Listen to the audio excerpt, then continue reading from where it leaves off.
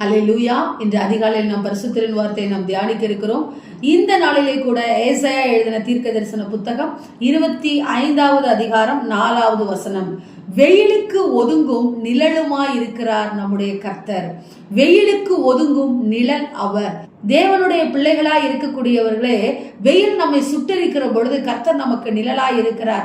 பாருங்கள், ரூத்தினுடைய வாழ்க்கையிலே நாம் வாசிக்கிறோம். அவருடைய வாழ்க்கை எங்கும் சுட்டரிக்கப்பட்டு விட்டது. கணவன் இறந்து விட்டார், ஆதாரம் இல்லை. தான் நம்பின மாமியாரும் அவளை உன் தகப்பன் வீட்டிற்கு திரும்பி போ என்று சொல்லுகிறார்.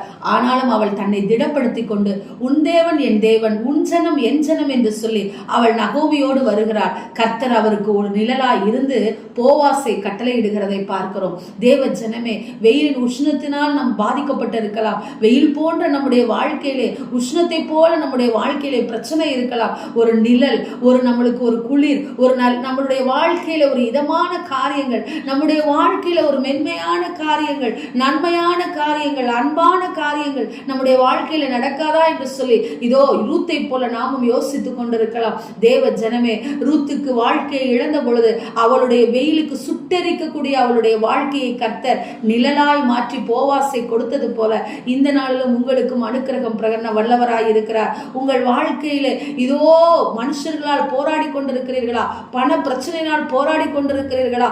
இதோ சரீர சுகவீனத்தினால் போராடி கொண்டிருக்கிறீர்களா? கர்த்தர் உங்களுக்கு நிழலாய் இருக்கிறார். அவர் உங்களுக்கு பாதுகாப்பாய் இருக்கிறார். அவர் உங்களுக்கு அரணாய் இருக்கிறார். அவர் உங்களுக்கு கோட்டையாய் இருக்கிறார். அவர் உங்களுக்கு போதுமானவராய் இருக்கிறார். எப்படி ரூத் உம்முடைய தேவன் என்னுடைய தேவன் என்று சொல்லி பிடித்து கொண்டாலோ அது போல நீங்களும் இதோ நான் நம்பி இருக்கிற தேவன் நீரே சுவாமி, என்னுடைய வெயிலெல்லாம் நிழலாய் மாற்றுங்கன்னு சொல்லுங்க. வெயிலுக்கு ஒதுங்கும் நிழலாய் இருக்கக்கூடிய, வெயிலுக்கு ஒதுங்கும் நிழல் அல்ல, அவரே நிழலாகவும் நமக்கு மாறிடுவார். இதோ கோதுமை பொறுக்க போன அந்த போவாசனுடைய அந்த வயல்வெளியிலே இதோ ரூத் எப்படி அதே வயலுக்கு எஜமாட்டியாய் மாறினாலோ அதே போல கர்த்தர் உங்களுக்கு நிரந்தர நிழலை உங்களுக்கு கட்டளையிடுவார். நிரந்தர சுகத்தை கட்டளையிடுவார். நிரந்தர ஆசீர்வாதத்தை கட்டளையிடுவார். எனவே கலங்காதீர்கள், நிச்சயம் கர்த்தர் பெரிய காரியங்களை செய்வார். ஆமென். ஸ்தோத்திரம். எங்களை நேசிக்கிற எங்கள் நல்ல தகப்பனே, நீர் வெயிலுக்கு ஒதுங்கும் நிழலுமாய் இருக்கிறீரப்பா. என்ன செய்வது, ஒதுங்குவதற்கு ஒரு இடமே இல்லையே என்று சொல்லி இருதயத்திலே கலங்கி கொண்டிருந்த ரூத்துக்கு போவாசை நீர் கட்டளையிட்டு ஒரு நிரந்தர நிழலை கொடுத்தது போல எங்கள் வாழ்க்கையிலும் அப்பா, உதவியற்று இருக்கிற எங்களுக்கு, சிறுமைப்பட்டு கிடக்கிற எங்களுக்கு நீரே நிழலா இருந்து எங்களை வழி நடத்துங்க.